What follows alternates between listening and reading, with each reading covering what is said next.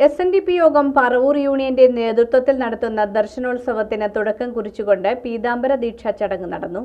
SNDP യോഗം പറവൂർ യൂണിയന്റെ നേതൃത്വത്തിൽ നടത്തുന്ന ദർശനോത്സവത്തിന് തുടക്കം കുറിച്ചുകൊണ്ടുള്ള പീതാംബര ദീക്ഷാ ചടങ്ങ് യൂണിയൻ പ്രസിഡന്റ് CN രാധാകൃഷ്ണന് വൈദിക യോഗം പ്രസിഡന്റ് ബിബിൻ ശാന്തി ദീക്ഷ നൽകി ഉദ്ഘാടനം ചെയ്തു.